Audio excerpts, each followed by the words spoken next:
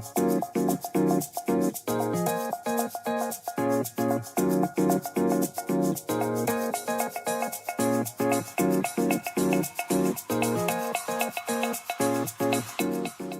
guys, welcome to AirPods, an interesting podcast. Kenalin, aku Zevanya, setamu ke 2020 dan kali ini aku datang narasumber yang pastinya keren banget karena dia adalah mantan ketua HMM periode 2020-2021. Siapa lagi kalau bukan Kak Irgi ya, di nama Pak Rizi. Halo Kak Irgi. Halo Zeva. Nah, sebelum aku mau nanya nih Kak, sebelum kita lanjut ke pembahasan, Kak selama ini kan terakhir wisuda ya. Iya. Jadi sebelumnya Kak ngapain aja nih?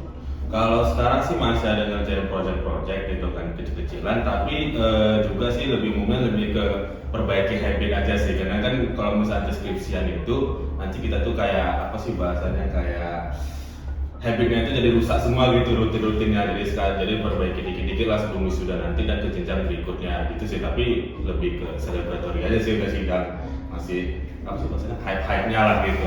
Masih udah sidang gitu sih ya. Kalau tidur masih aman?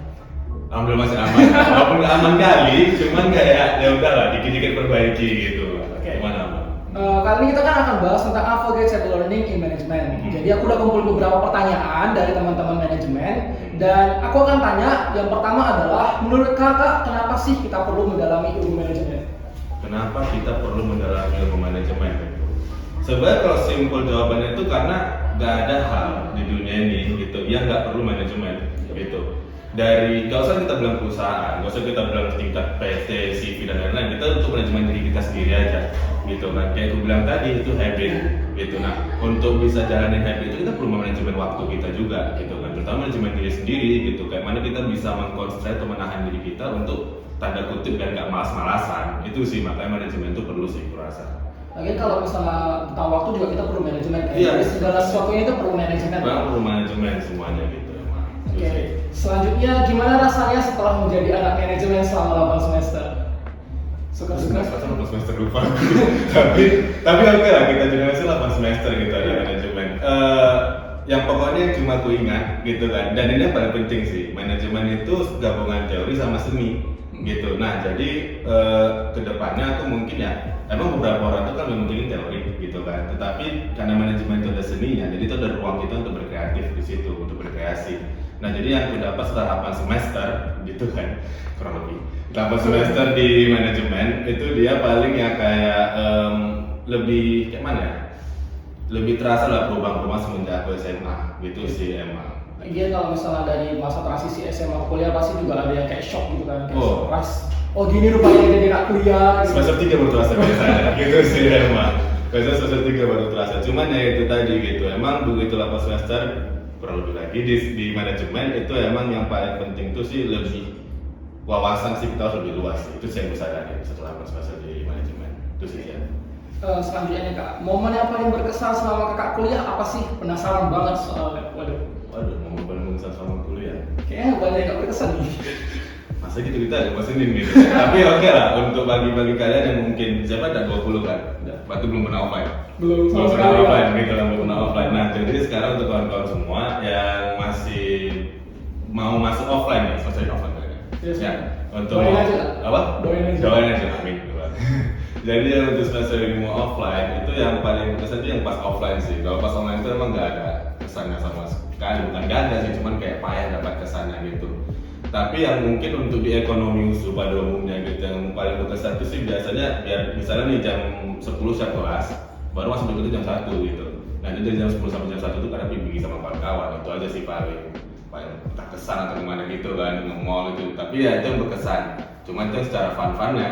Kalau secara akademis gitu kan, yang secara apa? Banyak yang ngebosenin sebenarnya. Cuman emang untungnya di manajemen mungkin aku nggak tahu gimana karena aku sudah di Komting kan. Banyak sih aku kenal dosen-dosen juga gitu yang mungkin tanya sama aku atau sampai sekarang pun masih dekat lah gitu sama dosen-dosen gitu. Itu yang berkesan juga gitu. Tapi yang kalau misalnya secara akademis mungkin paling berkesan waktu itu aku ada kayak waktu PowerPoint gitu kan. Kita kan selalu presentasi depan kelas gitu kan.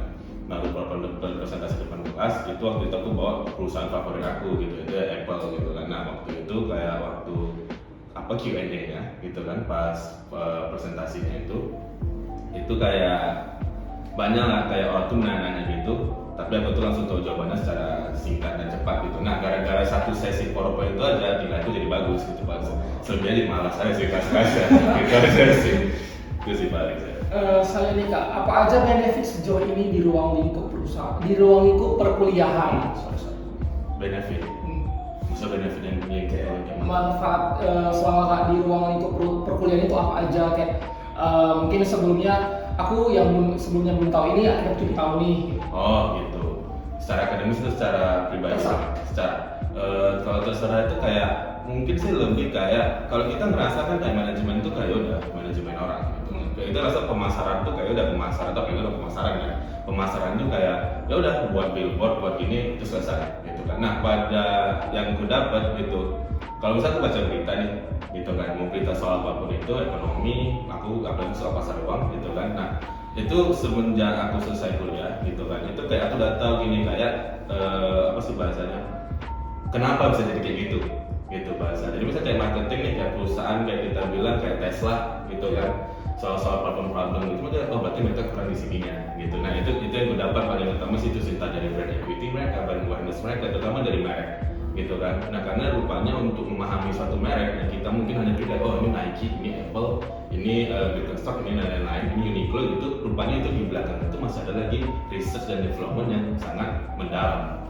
Itu yang paling gue dapat. Jadi kayak lebih memahami lagi sih ke dunia perusahaan itu sih. Tapi kalau secara pribadi lebih ke kayak mana kita bisa mengenal karakteristik orang gitu kan. Apalagi di kuliah itu kan kayak backgroundnya beda-beda gitu kan. Kayak ada yang luar kota, ada yang kita kota Medan, ada yang Jakarta gitu kan. Ada yang background ekonomi berbeda gitu. Ada yang dari background kita berbeda gitu kan. Kota-kota luar kota itu.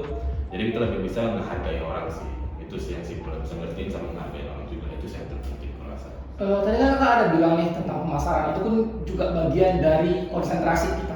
Nah, ini kan kita ada beberapa konsentrasi. Jadi, kenapa sih, apa yang membuat Kakak memilih untuk mengambil konsentrasi pemasaran? Karena saya ada alasan khususnya. Iya, ada alasan khusus. Karena kalau SDM, kalau untuk aku pribadi ya, SDM itu terlalu involve ke orang gitu kan. Nah itu terlalu involve ke orang dan aku nggak suka diatur, apalagi kalau ngatur orang sampai nggak suka bahasanya gitu kan. Tapi aku pun nggak terlalu suka, jadi kayak udah SDM kayak pas gitu kan. Tapi kalau misalnya keuangan, aku suka keuangan ya kan. Tapi aku nggak suka kayak XY itu nggak suka gitu bahasanya gitu. Cuman kalau misalnya angka gitu, apalagi uang, siapa yang nggak suka gitu kan, siapa yang suka uang. Kalau apalagi ngitung utang orang ya. Ngitung utang orang kan gitu kan. Dino sosial orang gitu kan. Kalau misalnya utang orang gitu, misalnya gitu ya uang itu cuman waktu itu fokus ke atas itu gitu. Nah jadi waktu saat aku ke semester 5 ya kalau nggak salah, waktu semester 5 aku konsentrasi, waktu itu aku tahu kelebihanku di mana gitu, yang mungkin ya dari berbicara gitu, dan aku tahu interestku di mana gitu ya. Itu mungkin di kayak di brand-brand dan lain itu tadi gitu kan. Ini ke brand tadi gitu. Dari hobi aku menengok katalog-katalog dan juga mengerti soal brand-brand tertentu, itu baru aku tertarik sama pemasaran. Itu sih karena kayak bagi aku pribadi untuk manajemen itu emang teori itu penting, tapi di seninya itu tadi itu sih yang lebih kayak ruang kita lebih bisa berkreasi lagi gitu. Nah makanya udah jadi stop tertarik ke pemasaran. Itu dia sih. Karena sebenarnya konsentrasi ini juga dipilih sesuai dengan apa yang kita suka juga. Apa yang kita suka ya. Ada kan juga orang ngambil SDM karena dia mungkin kerja pengen ngambil jadi HRD dan sebagainya. Orang yang pengen ngambil pemasaran atau keuangan itu karena mereka juga pengen accounting dan sebagainya. Jadi itu tergantung dari skill apa yang pengen kita pelajari. Ya, nah itu juga. Nah jadi gini, waktu itu juga aku baru kan untuk mindset aku kemarin mulai konsentrasi itu kan ada kayak bilang kan SDM kan mentok ke HRD, atau ke direksi lah gitu, atau CEO gitu. Nah keuangan juga mentok-mentok ke akuntansi ataupun kalaupun kita nggak tertarik sama saham bahasa gitu kan, itu kan sedikit rumit mungkin karena kan banyak contoh ke accounting. Nah untuk kita ngambil keuangan sama SDM untuk HRD, nah pada zaman sekarang yang kuliah itu perkembangannya itu banyak SDM itu bahkan lebih milih ngambil psikologi.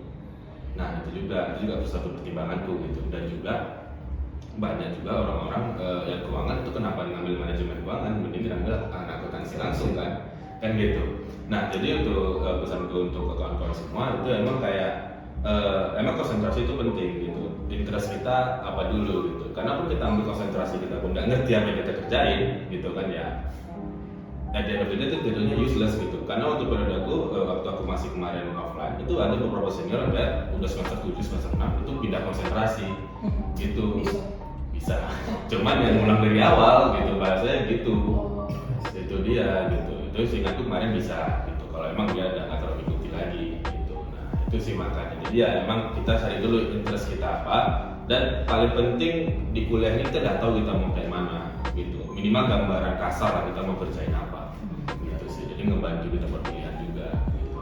Nah ini juga ada pertanyaan nih Kak dari anak-anak yang lulusan jalur corona. Kak, rasanya belajar langsung di kampus gimana sih? Maaf saya lulusan corona jadi nggak tahu apa-apa. Rasanya belajar di kampus tuh, aku tuh nggak bisa ngasih tahu karena kampus sekarang sama kampus dulu udah beda, gitu kan? Udah beda, dari susunan semua udah beda, gitu. Renovasi juga. Renovasi semua juga udah beda gitu ya. Mungkin aku nanti kan mungkin dari udah belajar offline gitu, cuman pas waktu aku sih waktu itu mungkin secara infrastruktur kita belum mumpuni lah gitu ya. Kelas agak panas gitu kan. Cuman satu yang emang kalau kita bicara secara atmosfer aja, gitu emang atmosfer kuliahnya terasa pas offline, gitu kan. Kayak misalnya kayak kadang-kadang break nih gitu kan antara kelas ke kelas gitu, kayak itu tadi kayak aku bilang gitu, misalnya breaknya lama, gitu itu kayak kita bisa cross sama kawan-kawan, gitu kan. Kalau misalnya mereka bentar, kita cuma kayak entar di kantin gitu, kalau bareng gitu, ngerjain tugas bareng di Jambur, itu sih paling yang memorable. Apalagi kalau misalnya organisasi, itu ya rapat offline gitu kan. Nah itu yang kadang-kadang di kampus sampai jam 8 malam atau 10 malam tak kayak apa sih, cuma itu tadi gitu, itu sih. Kalau misalnya anak corona nih, mereka kan nge-zoom. Kalau misalnya udah nge-zoom berarti kan banyak nih ada beberapa dosen yang killer, jadi kayak contoh itu dihadapin. Jadi cara satu-satunya adalah off cam dan mute. Kalau misalnya cara kakak ngadepin dosen yang killer itu gimana? Nah, untuk menghadapi dosen yang killer itu, tapi kalau aku dulu ya, agak lumayan banyak sih. Lumayan banyak sih, bukan killer, tegas. Bahasa gitu lah kita bilangnya tegas. Cara menghadapi dosen kayak gitu sebenarnya lebih, kalau kita nggak bisa baik secara akademis gitu, kita baik secara personal. Bahasa gitu. Nah, jadi kita tuh ambil sisi lain sebenarnya kita yang bagus. Itu sebenarnya. Kalau aku dengan pribadi nggak cari komting, itu simpel lah, gitu kan. Kalau dari komting gampang dapat itu ya? Nggak juga sih. Nggak juga. Tergantung dosen juga. Jadi komting dapat kok. Pernah gitu. Dapat D pernah gitu. Ya pernah gitu. Cuman ya kayak bedanya sih gini. Waktu offline kita banyak ruang untuk kayak misalnya di bosen tidur bentar bisa gitu ya, tapi nggak disaranin sih gitu kan. Tidur bentar bisa gitu kan, tetapi pas online misalnya kita off cam di screenshot gitu, itu kan dosennya lebih gampang ngendai gitu. Jadi kalau misalnya pas offline itu kita ada kayak ruang lebih untuk lebih santai lah bahasanya gitu, tapi emang problemnya di ketelatan. Itu tadi banyak faktor-faktor kita telat, dan banyak juga dosen yang ku hadapin itu kayak nggak nolerin namanya telat. Kayak dulu ada misalnya kayak dosen itu dia kayak telat itu dia langsung ke kelas itu kayak pakai kursi. Iya gitu. Pakai kursi. Ya kan kan pakai kursi. Nah, pakai kursi gitu. Berarti pernah nih.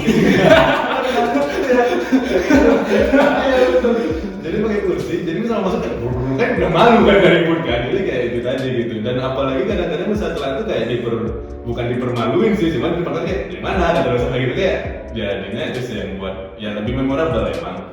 Cuman ya itu tadi banyak kendala-kendala kayak aduh kalau misalnya itu sih pros and cons offline sama online itu sih paling. Ngomong-ngomong soal tidur, kalau misalnya zaman sekolah mah kalau gurunya ngejelasin di depan enak aja ya, enak aja dibilang. Kalau misalnya zaman kuliah gimana? Bisa nggak tuh? Itu tergantung dosen semua.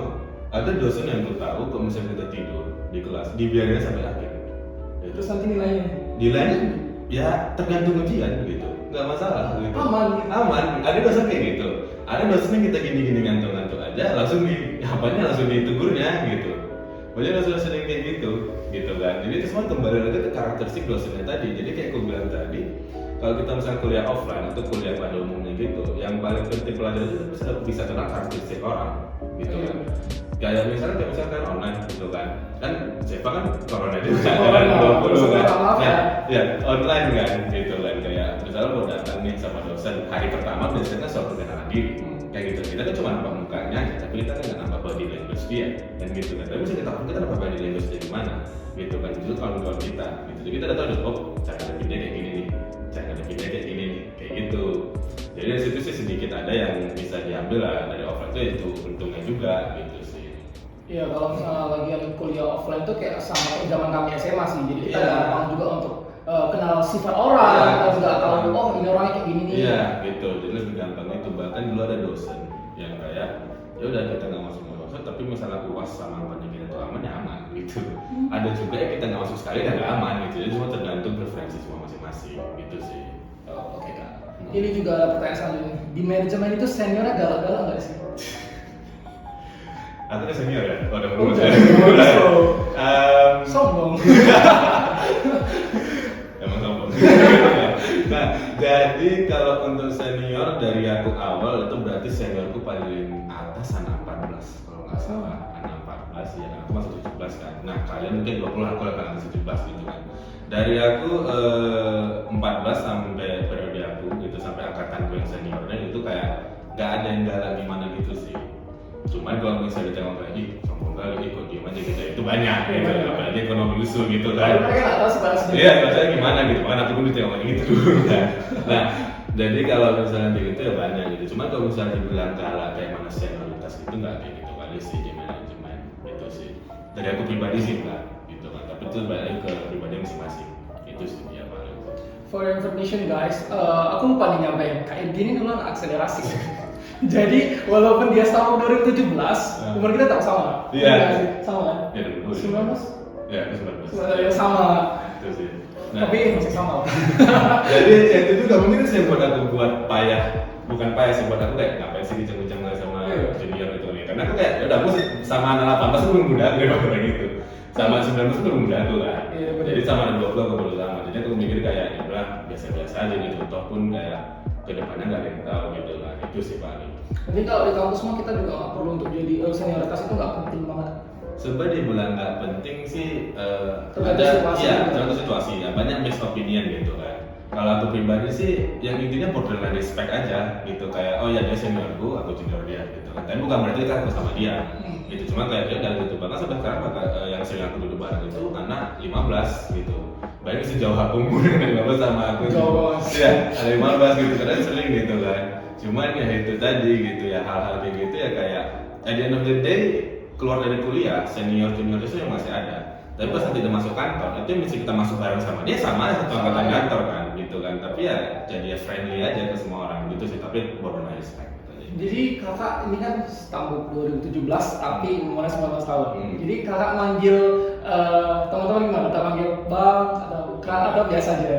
Fun fact, aku manggil anak 16 senioritas aku, itu manggil nama. Waduh. Gitu kan. Kita mah baru berani. Aku manggil nama gitu. Semua ya kata-kata kasar itu udah keluar sama mereka gitu kan. Dan itu sama anak 16 anak 15 sendiri pun gitu. Kalau misalnya kawan ya kawan, cuma tadi masih ada batas normalnya lah gitu kan. Jadi mereka Itu tahu. mungkin disuruh jongkok lagi. Iya, itu makanya. Jadi kayak bahkan mereka kayak sadar diri apa atau apa memang kayak gue gitu. Tapi itu tetap sama kawan-kawan itu ya ya itu tadi sama anak 17 sendiri ya aku ya bawa santai aja gitu karena ya aku nganggap kalau semakin ditunjukin semakin ngerti lah yang mana kan semakin apa gitu semakin nampak semakin ketara jadi kita bawa santai aja gitu itu sih yang penting. Selanjutnya nih kak kalau boleh jujur kuliah ternyata capek juga ya, tugasnya banyak banget. Belum lagi harus ngadepin dosen dan killer karena dipasang tugas sampai subuh baru tidur sejam tahu-tahu udah masuk kelas. Kasih motivasi dong ke Oke yang lagi parah semangat ini. Kasih jadi gimana ya untuk motivasi sih aku sih nggak bisa ngasih motivasi gitu orang. Coba bilang tetap semangat ya. Ya paling kita di sini bertahan.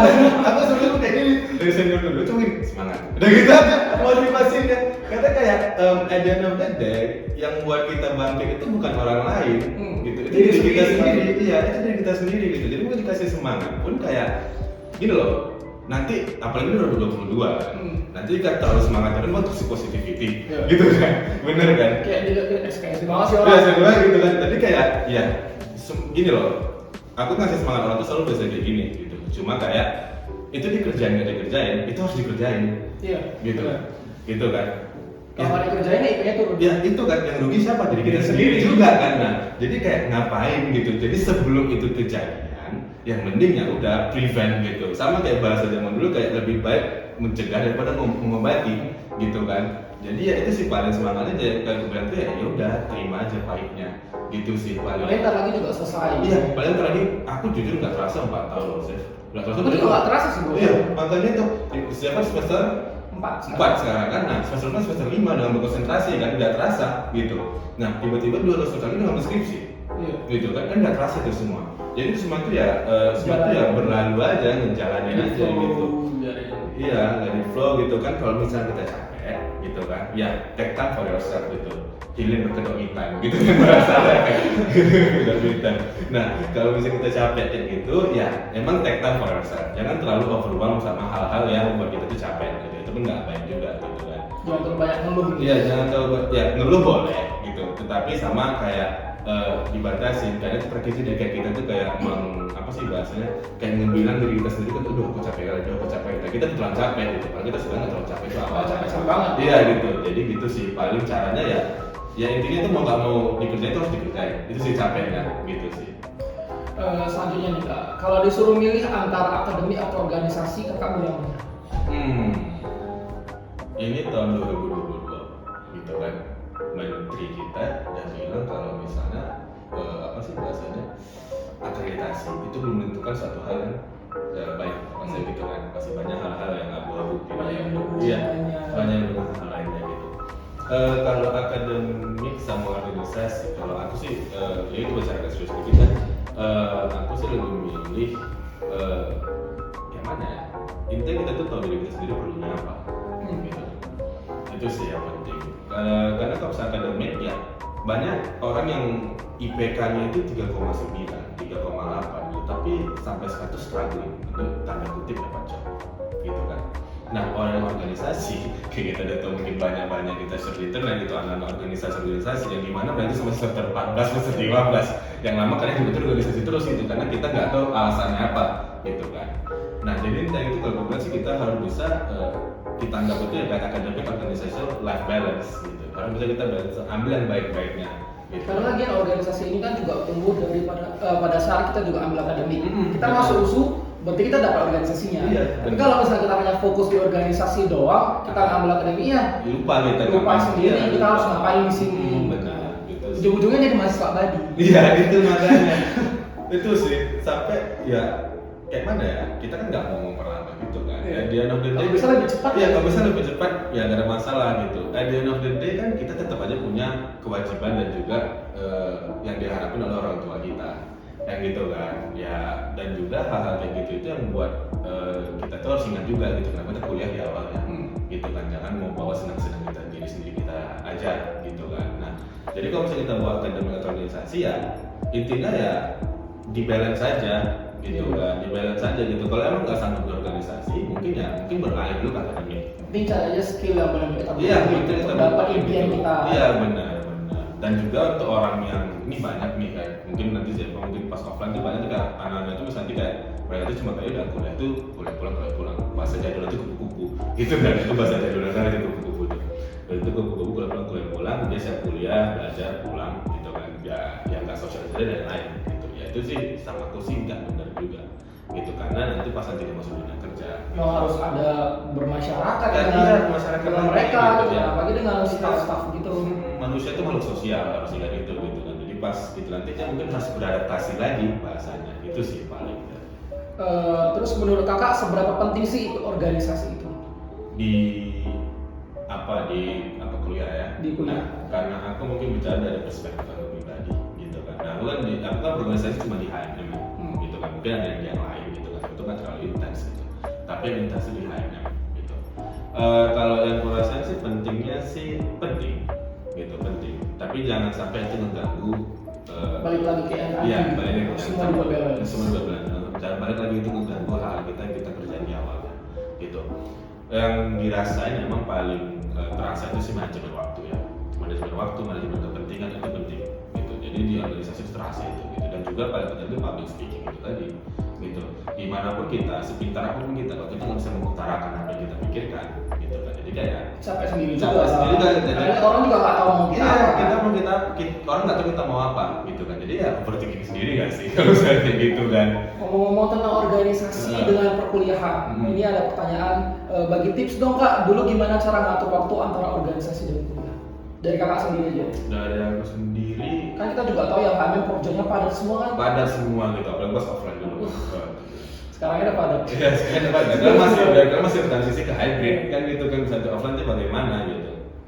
Nah, untuk tipsnya sih yang itu tadi sih, lebih kayak nerima aja gitu. Intinya kita tahu bagian kita di mana, porsi kita di mana, sama tahu kapan kita diperlukan untuk ngerjain tugas gitu. Balik-balik itu manajemen waktu tadi gitu. Kalau misalnya 1 minggu nih gitu, 1 minggu kita nih kayak, bahkan dulu aku bukan jadi sekedar kuliah biasa, enggak. Dulu aku kan jadi HMM, jadi ketupat, jadi organisasi ini, sekalian bareng jadi komting gitu kan. Jadi kayak lebih ada extra responsibilities gitu. Berarti sebelumnya kakak juga pernah ikut kepanitiaan sebelum di luar dari HM? Di luar dari HMM sih pernah. Bahkan tuh panitia PMA waktu itu kan, tapi waktu itu kan ada pandemi jadi hold, jadi lupa sih kabarnya. Cuman ya itu tadi gitu, pas ngerasain perubahan itu kenapa kayak mana nge-balance-nya gitu kan.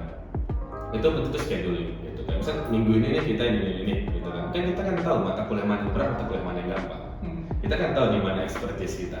Kayak gitu kan. Jadi kita tuh bisa membagi waktu gitu. Kalau bagian tugas kelompok, bisa fokus dulu bentar. Baru selesai itu langsung balik ke kuliah tadi gitu. Itu yang penting. Jadi scheduling diri kita sendiri juga gitu. Dan biar kita tuh nggak di akhir hari tuh nggak exhausted sama kayak. Apalagi kalau udah tahu diri kita juga ada manajemen ya. Iya. Sama manajemen waktunya nggak tahu. Iya, itu makanya gitu. Tapi ya. Jadi apa yang ada manajemen? Ya emang iya, tapi ya itu semua kan learning curve. Itu kan semua learning process gitu. Itu sih paling. Harus belajar juga semuanya gitu. Terus ini ada pertanyaan biar cepat juga ya. Halo kak, aku pengen gabung nih di HMM tapi nggak tahu gimana caranya. Boleh dong sharing biar kedepannya aku bisa join. Rekrutmen. Itu sih dia satu nggak sih jawabannya. Rekrutmen ya, terus ya Ikut kegiatan interview ya. Kalau lulus kalau ya udah gitu kan. Ya, tapi intinya sih dari sekarang untuk maba ya terutama gitu kan. Kita udah ada panitia-panitiaan bisa ikut juga ya. Lagi dari kepanitiaan itu kan juga orang-orang HMM juga bakal tahu, oh ini rupanya aktif nih, Iya, bisa masukin. benar gitu. Ada sedikit signers ya kalau misalnya mau daftar. Itu sih paling. Ya. Terus HMM itu seru nggak sih? Silakan dijawab. Kalau seru nggak sih? Waktu di sana seru-seru aja. Gitu kan. Nah, semua kita seru-seru aja gitu. Tapi di sini Seru kan tapi kan? seru. Dengan terpaksa nih. Seru nih. Seru ya. Masalah seru. Apalagi outbound kan. Apalagi suruh merayap. Itu emang kami sengaja sih. Itu fun fact. Itu game-game yang merayap, itu game-game yang ngerepotin itu dulu nggak ada. Jadi kami mau Bapak sendiri. Terima kasih ya. Karena pengen lebih kayak udah lah ya kami orang gitu kan. Tapi ya waktu periode AKM itu seru gitu. Tapi banyak itu seru itu tergantung ke diri kita sendiri. Gimana kita mau diri kita gitu kan. Seseru apapun orang sekitar kita, kalau misalnya kita nggak bisa nerima itu ya nggak seru juga nggak sih. Tapi kalau misalnya kita bawa seru aja gitu kan, kayak udah ini tuh ya itulah, ngerti nggak sih, kayak ini tuh hal-hal yang harus dijalani juga untuk learning curve ya.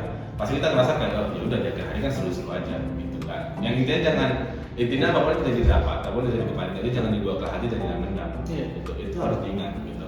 Karena kalau misalnya mendam itu yang buat nggak seru tadi. Cuma kalau misalnya kita kayak legowo aja kayak udah cuman yang kelewatan. Intinya ya kalau misalnya kita nggak seru, ya bicara profesionalisme gitu ya itu aja selesai.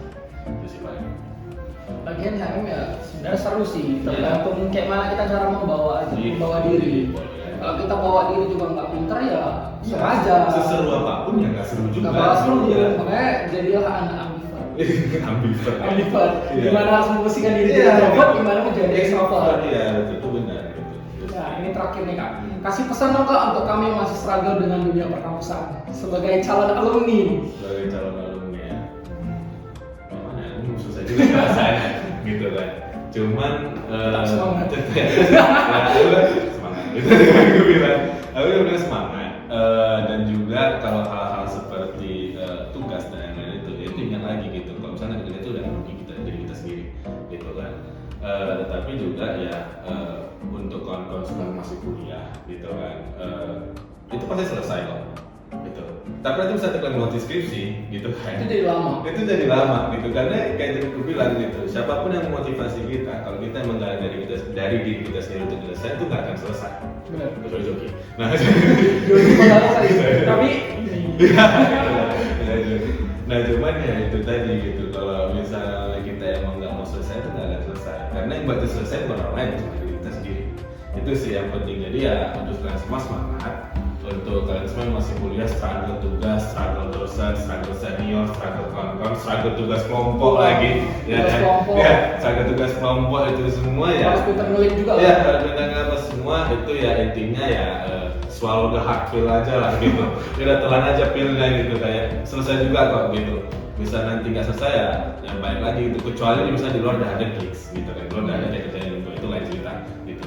Cuman yang kita di kampus apa ya berarti ya semangat aja gitu sih paling saya palingnya kita sih nggak tahu ya kenapa ya karena udah ngelatin gitu kan jadi kayak emang nggak bisa lagi selain kecuali diri kita sendiri yang selesai gitu itu sih kalau merasa capek boleh capek nggak boleh merasa capek gitu kan tapi baik lagi jangan terhanyut dengan kecapean kalau udah capek istirahat bentar ya baru ya baik lagi ngerjain gitu sih paling Oke Kak, makasih udah mau jadi narasumber kami.